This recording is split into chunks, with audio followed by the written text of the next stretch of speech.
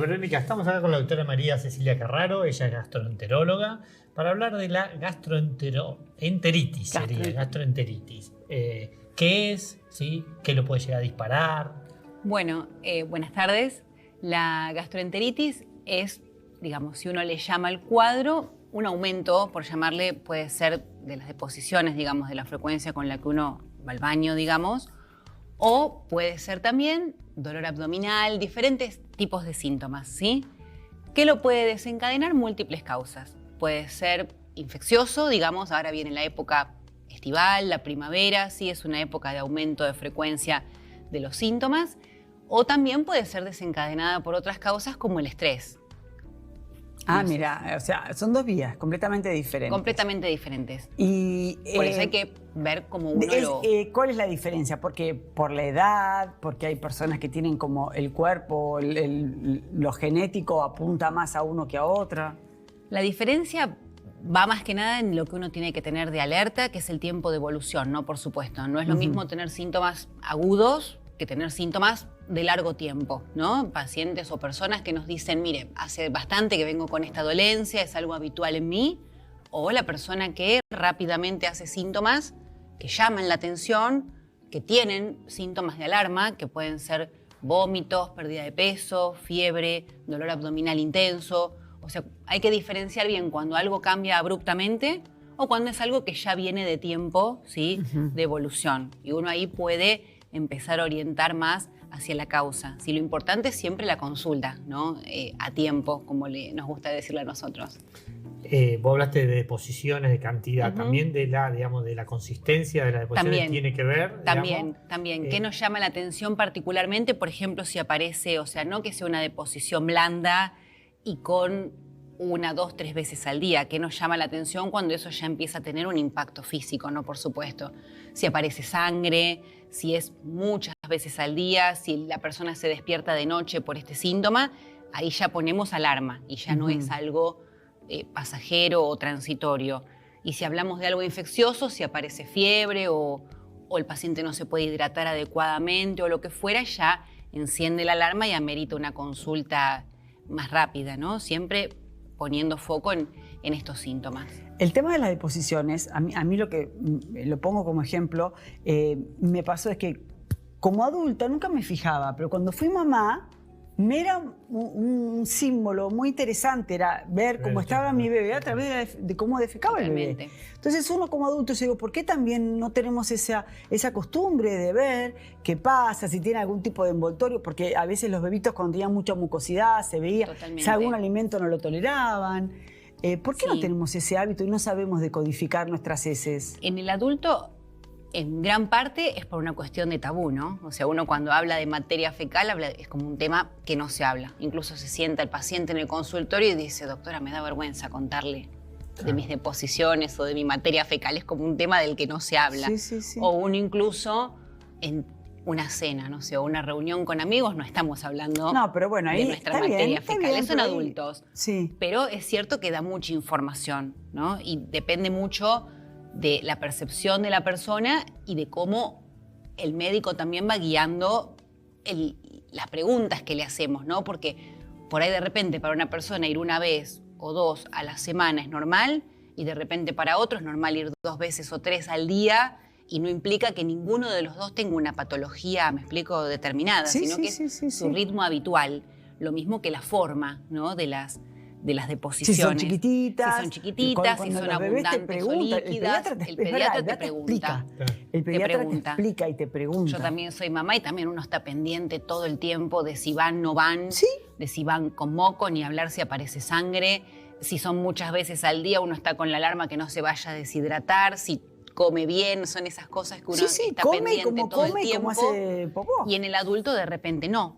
Es diferente, por eso hay el que adulto estar... me parece que automáticamente también va a la automedicación. Claro. Porque como es un síntoma que generalmente en la parte gástrica uno nunca lo ve como algo grave, trata de automedicarse. Mira. Totalmente. Porque nosotros lo vemos, yo soy farmacéutico, en la consulta en el mostrador es que tomo, corto, si hay diarrea, enseguida quieren cortar la diarrea, es decir, la gente enseguida busca automedicarse. Y siempre, para eso siempre en la casa también tienen algo, entonces Bueno, ahí es lo importante de que no hay que dejar los síntomas pasar.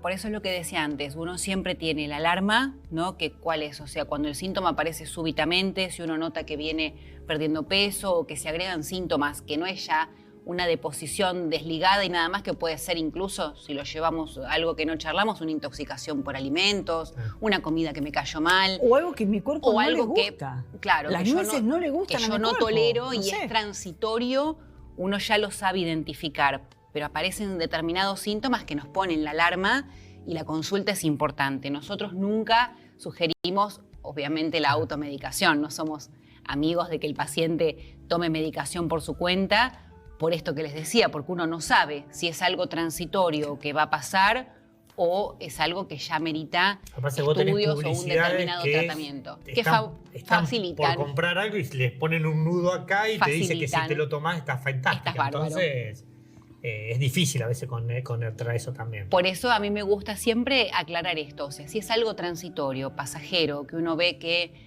modificando la dieta, tomando algún medicamento famosos de estos de venta libre que todos conocemos, se limita y pasa, es porque es algo que fue transitorio, iba a pasar igual. fue pasajero. Claro. Pero cuando uno ya empieza a ver que no es lo habitual, no hacer caso omiso Por eso, ¿y qué patologías hacer pueden una ser consulta? las que pueden estar viniendo Múltiples, desde algo transitorio, infeccioso, como decía al principio, ahora viene la parte viral, el verano, las gastroenteritis famosas virales, o ir por otro lado y empezar a descartar patología puramente digestiva, ¿no? Por supuesto, descartar que el paciente no sea celíaco, que no se trate de un colon irritable. Hay colitis que no vamos a entrar en detalle, pero colitis que tienen tratamiento y que a veces empiezan como una diarrea común y pasajera, pero que se van prolongando en el tiempo, agregan alarma, como contaba, sangrado, pérdida de peso, puede haber o no fiebre, y ya eso cambia el foco, y llevándolo a un caso extremo que no es lo más habitual, pensar en patología oncológica, ¿no? Claro. Que eso sería lo último que uno espera, pero amerita una consulta, porque pueden ser síntomas de una patología maligna, ¿no? Bueno, muchísimas gracias. Por Vamos. favor. Dale. Bueno, Richard, ahora me toca a mí. Vamos a hablar con la doctora Marina Lam, ginecóloga. Hola, Marina, un ¿Qué tal? gustazo. ¿Qué tal? Vamos a hablar de los controles ginecológicos. A ver. Interesante, los controles ginecológicos. Ajá. ¿Tenemos las mujeres que ir realmente una vez al año al ginecólogo? Bueno, esto es lo que yo vengo a plantearles a ustedes hoy. Pero, ¿vos vas una vez al año? No. No, perfecto. ¿Y qué entendés vos por control ginecológico? ¿Te puedo preguntar? ¿Sí? Bueno, hay que decir que yo soy profe de yoga y es como que controlo mucho mi cuerpo, es como que soy consciente de mi cuerpo. Y cuando algo siento que no anda bien, ahí sí. O sea que vas al médico cuando algo no anda bien. Cuando ya empiezo a sentir que algo no está en armonía. En armonía, perfecto. Digamos, el control ginecológico, el ámbito del control ginecológico es la paciente sana. Ok. ¿Ok? Vamos a pararnos en una mujer que no tiene una enfermedad y que viene en salud al ginecólogo. ¿Para qué vamos a eso? Entonces, un poco cuando yo voy al médico en salud, lo que yo estoy buscando, en definitiva, no sé si lo piensan ustedes así, es alguna intervención que de otra manera, que si yo no me lo hubiera hecho, lo que me va a pasar va a ser grave y va a afectar mi pronóstico y mi expectativa de vida o mi futuro en la vida. ¿Se entiende? Digamos, vos vas en salud a buscar algo que cambie aquello que potencialmente pueda suceder. Por eso, algo preventivo, si se quiere. Sí, algo preventivo que tiene que ver con una probabilidad de que ocurra algo, pero que ese algo no ocurrió todavía. ¿Está claro? Ejemplo, cáncer de cuello. Ejemplo, cáncer de mama. ¿Sí? Sí, perdón. Ahí Sí. no ocurrió o está por ocurrir y no lo sé. Porque ella tiene su armonía y yo por ahí no me conozco tanto. Perfecto. El problema está en que mezclamos o ponemos al mismo nivel el concepto diagnóstico con el concepto pronóstico. Diagnosticar es encontrar. Ahora, que yo encuentre mucho no necesariamente significa que vas a impactar mucho en tu paciente en particular, en esta señora en particular que viene a verme. Entonces, Si lo que yo tengo para ganar es mucho, no tengo que pensarlo, pero si lo que yo tengo para ganar es marginal, bueno, me lo voy a pensar qué es lo que tengo que hacer. Digo, ¿vos te hubieras vacunado, Vero, si la vacuna contra el COVID, el impacto hubiera sido de una muerte evitada por cada 1000 señoras que se vacunaban durante 10 años? Y hay que elaborar las estadísticas y demás. Una estadística lejana, obviamente que me hace pensar en otras cosas, porque tampoco me voy a poner algo en mi cuerpo que yo considero que mi cuerpo, en un estado de homeostasis, de equilibrio, va a saber defenderse contra algún elemento que venga a atacarlo. Perfecto, pero digamos, ¿vos tomarías un remedio que le cambia la historia por cada 1000 personas que toman ese remedio a una de 1000? Lo que pasa es que, bueno, para hablar francamente, yo no sé si a ciencia cierta es eso o no es eso. Okay. Entonces debería ir a los papers, debería estudiar, debería chequear. Pero la gente común no va a hacer eso. Por eso, entonces por hay que ver a quién le cree uno y cómo lo maneja. Es muy perfecto. especial. Y vos hablaste de creencias, vos hablaste de creer. Yo creo que no tenemos que creer, tenemos que entender. Y que hay un sentido en la medicina preventiva, que es esto que yo te digo de que por mi intervención te cambie el curso de lo que de otra manera fuera, ¿sí? Y que si gracias a ese diagnóstico a vos te fuera distinto, ¿sí? Este es el sentido de la visita en salud. O sea, la prevención primaria, estamos totalmente de acuerdo ahí. ¿Sí? Ahora bien, antes que suceda. Antes de que suceda, ¿o qué? Porque el momento del diagnóstico a vos te vaya mejor que si hubiéramos esperado a que vos te des cuenta que tenés ese problema, ¿sí? Eso se llama beneficio. O sea que entonces, antes de vacunarme contra el COVID, hubiese sido buenísimo tomar precauciones de higiene, de aireación de habitación, y eso sería lo ideal. Exacto. Ahora bien, cuando vos vas al ginecólogo, vos vas esperando que no querés tener cáncer, que, digamos, hay un montón de cosas que queremos evitar. Y el problema está en que ya sabemos que hacer mucho no es lo mismo o no es mejor que hacer lo justo y necesario. ¿Qué quiero decir con esto? Que si yo voy y me hago un Papa Nicolau una vez por año durante 30 años, en términos reales, y esto ya está demostrado, es exactamente lo mismo que si yo me hiciera un Papa Nicolau cada 3 años en esos 30 años. ¿Por qué? Porque el Papa Nicolau se equivoca igual si yo lo repito una vez por año, una vez cada 2 años o una vez cada 3 años. Y entonces, si yo paciente no tengo nada para ganar con la repetición del Papa Nicolau anual, ¿por qué lo tengo que hacer una vez por año? Si yo no voy a ganar nada, es contrafáctico. Efectivamente, es algo que no está sucediendo y tiene más que ver con una expectativa o con lo que yo quiero que suceda, más que con lo que sucede en realidad. Lo que pasa es que ahí me parece que entra en juego lo que, digamos, conocemos como personas de base, digamos, hace tiempo que se dice una cosa, entonces seguimos una conducta, ¿está bien? Entonces hay que trabajar sobre la conducta a largo plazo. Nos hacen creer, claro, lo que nos hacen creer. Lo que se publica, cómo nos informamos. Claro, perfecto. A ver, ¿de dónde? O sea, yo voy a tu consultorio y tal vez vos me decís, mira, lee esto, buenísimo. La próxima vez que nos veamos, yo me voy con algo leído, ya me voy informada. Pero depende de la parte cultural tuya. No, porque esto, a ver, esto que me está contando Vero, imagínate, vienen las pacientes a mi consultorio y se encuentran con Marina que le dice, no te tengo que hacer un Papa Nicolau. Y te pateo todos tus paradigmas que tengo que hacerme una mamografía, me tengo que hacer un Papa Nicolau. ¿Y cómo no me estás pidiendo tal estudio y el estudio de control y toda esta historia? Entonces, yo la miro y le pregunto, ¿vos qué querés? ¿Para qué venís acá?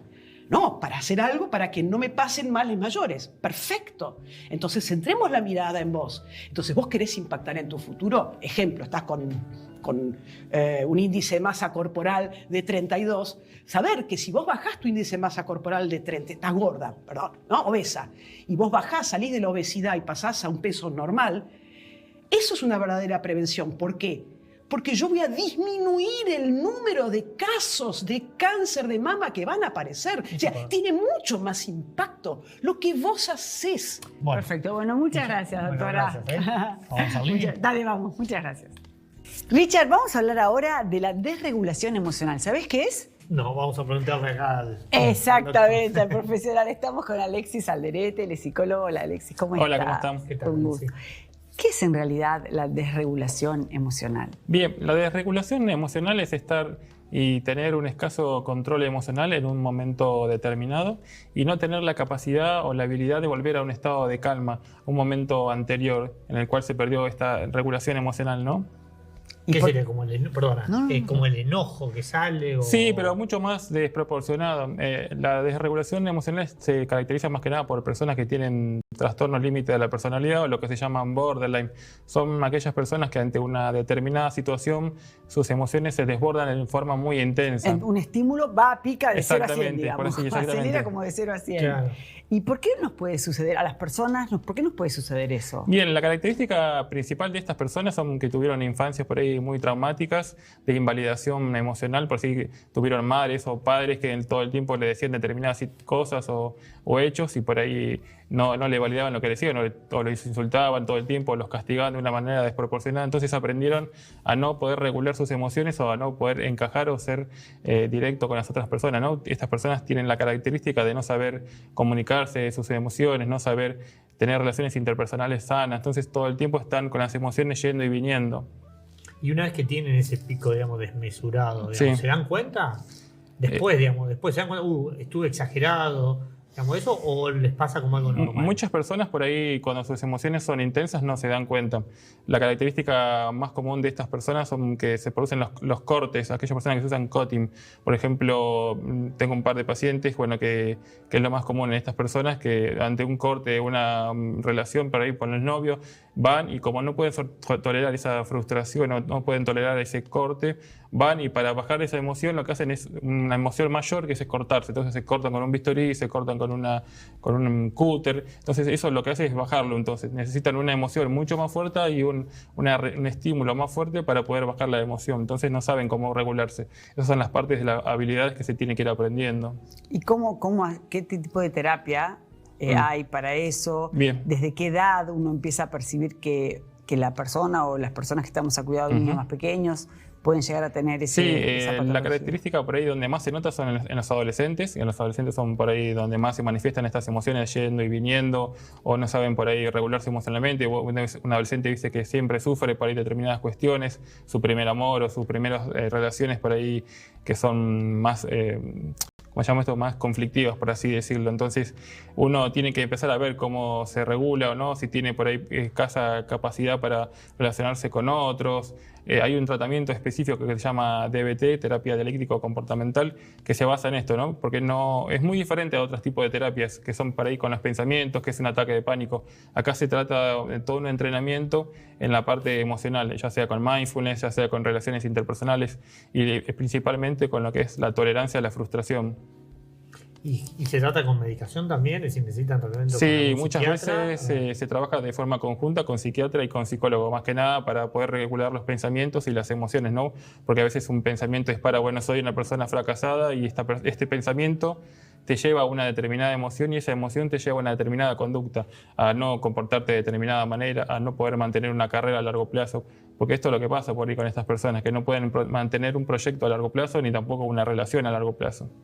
¿Y qué sería esto de no tolerar la frustración? ¿Cómo es? Y no tolerar las frustraciones, por ejemplo, cuando alguien le puede decir, mira, vos estás equivocado o la verdad que esto no es así, entonces la persona se autocritica muy fuertemente por toda la invalidación que le hicieron durante la infancia, entonces se pone a llorar, se desborda, se cierra completamente y lo que le pasa es que esta emoción, lo que también viste, la emoción es una curva, que llega un momento que es un pico y luego baja. En estas personas puede durar todo el día que estén llorando, puede durar todo el día que estén encerradas o alcoholizándose o tomando medicación, entonces no saben cómo regularse y volver a un estado de calma. Es una conducta que por ahí en gente que tiene adicciones a las drogas. Sí, personas que tienen adicciones a las drogas, digamos, intentos de suicidio. Se ve, digamos, cómo se diferencia, por suponer un familiar que no sabe que es adicto, cómo diferencia que tiene un trastorno psicológico o que está con un problema de adicción. En cuanto al problema de las adicciones, te vas a dar cuenta porque no importa más que nada la sustancia, sino importa la relación que tenga con la sustancia.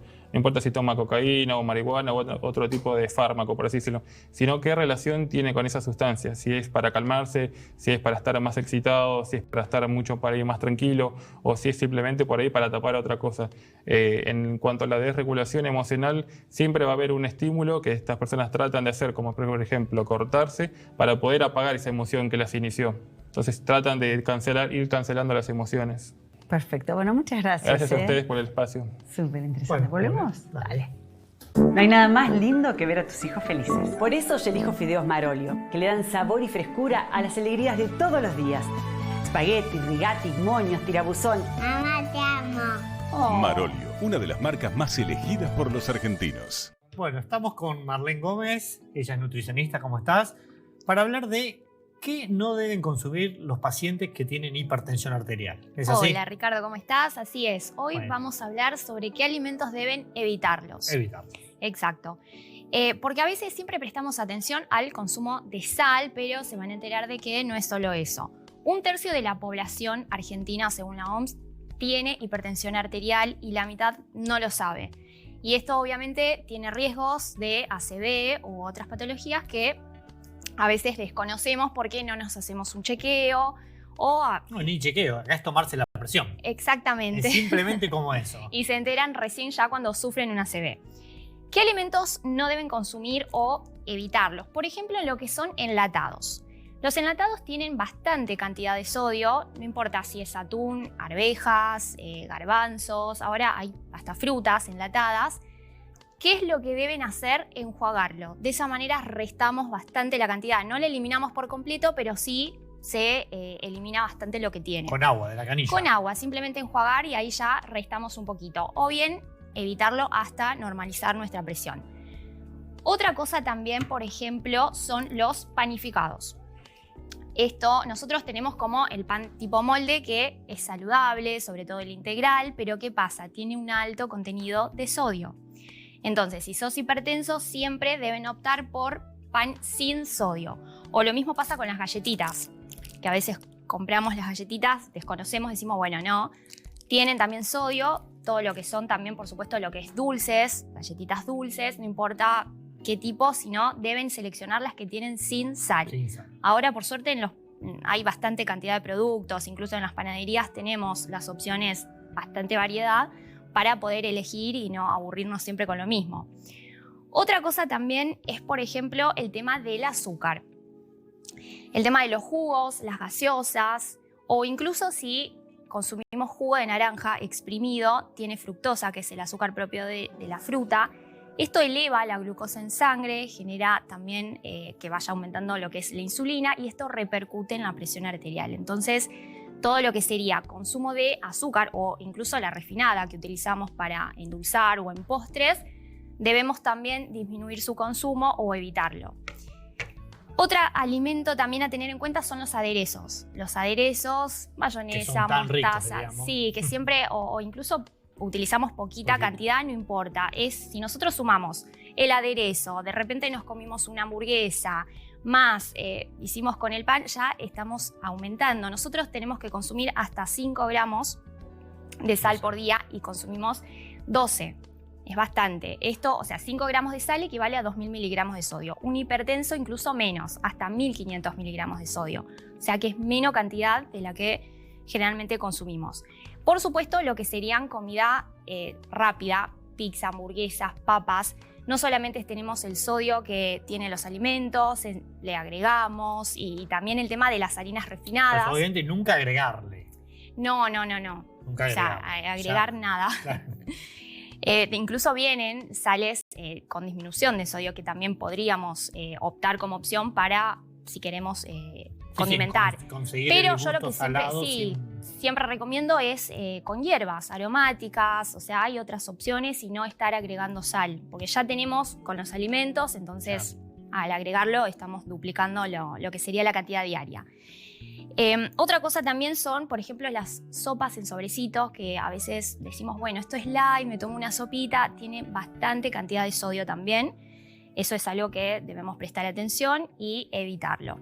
Perfecto. Y esto estamos dentro de lo mismo de los azúcares. dulces, sí. O el tema de los quesos, cuanto más duros, tiene más contenido de sodio. Sí, entonces es preferible optar por blandos o ir variando más que nada hasta por lo menos normalizar nuestros valores. Bueno, muchísimas gracias. A ustedes.